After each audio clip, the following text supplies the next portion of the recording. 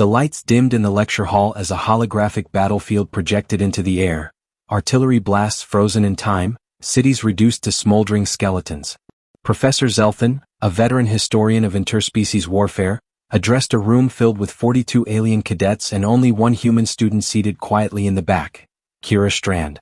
Today's lesson explores the siege of Kronos 7, the professor declared, his tentacles gesturing with solemn precision. A 7-year conflict that shattered the Dvian Empire and cemented one name into the darkest chapters of galactic warfare. The hologram shifted to a lone armored soldier standing atop ruins like a conqueror carved from war itself. Even through ancient footage, the figure radiated tactical brilliance wrapped in terror. This, Zelthan continued, is Commander Haldric Strand. 17 planetary campaigns. 0 defeats. A strategist capable of winning without superior firepower, because he never needed it. His true weapons were deception, psychological domination, and patience bordering on inhuman. The class whispered nervously. He terrorized his opponents through information warfare, Zelthan explained. He vanished from the battlefield for months only to reappear at the single moment his enemy was weakest. They named him the Ghost General. Victory followed him like a shadow.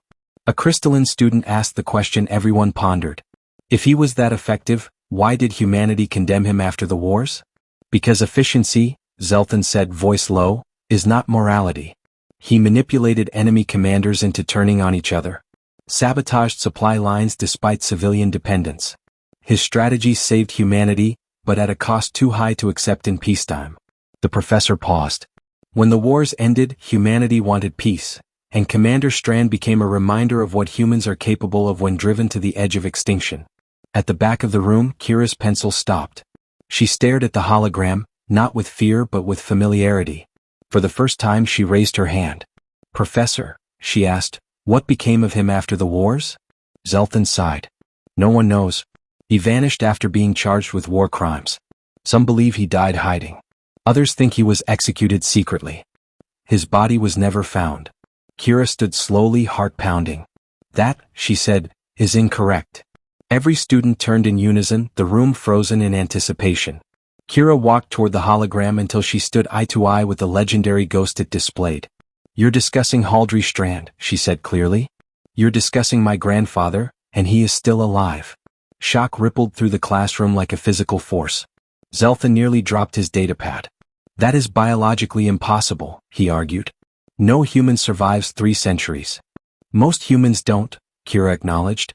But he wasn't allowed to die. She tapped on her wrist console, projecting encrypted documents onto the central display. DNA lineage reports. Classified military agreements. A photograph of a scarred but weary old man beside a young girl, clearly Kira. My grandfather accepted cryogenic suspension, she explained. It was a deal to delay judgment. He would remain frozen until the political climate calmed, but it never did. He slept for 270 years, only revived once the statute of limitations expired. Her voice softened. He tried to rebuild a life. He married again. That photo is from my grandmother's funeral. Silence swallowed the room. A timid alien finally whispered, You are the descendant of a war criminal? Kira shook her head.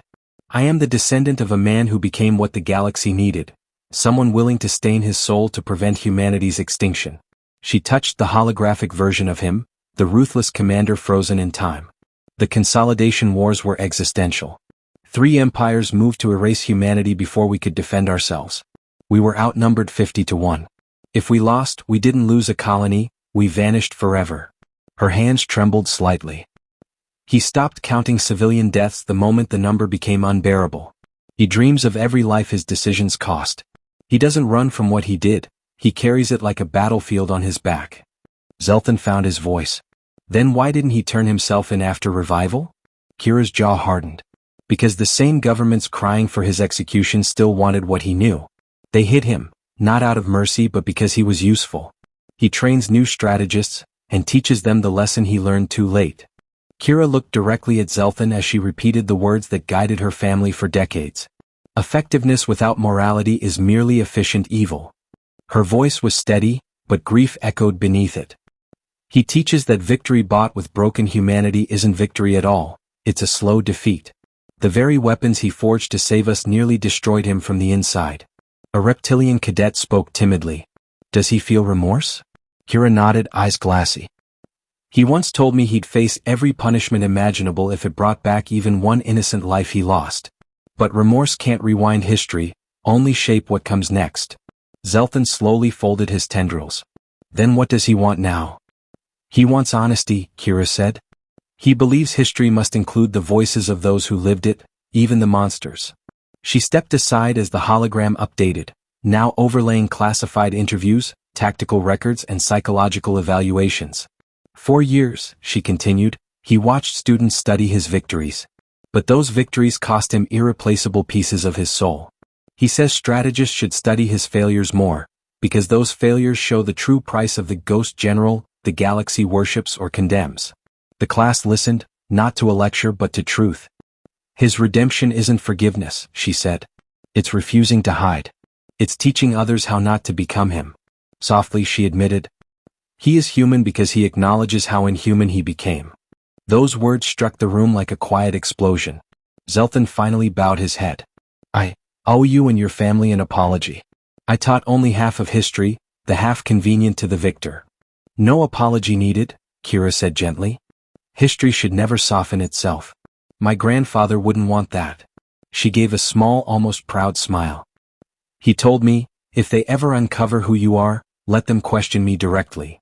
He's ready to speak, openly and on record. The room remained breathless.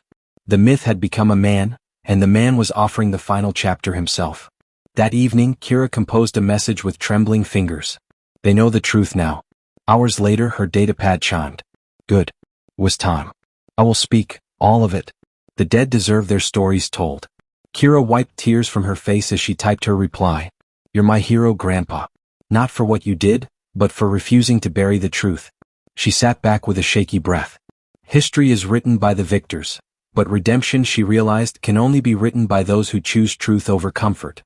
Her grandfather once told her, the greatest battles I won destroyed parts of me I will never recover. If the future forgets that cost, then all those losses were pointless. Now, thanks to her, the galaxy would finally hear the story from the only survivor who could tell it.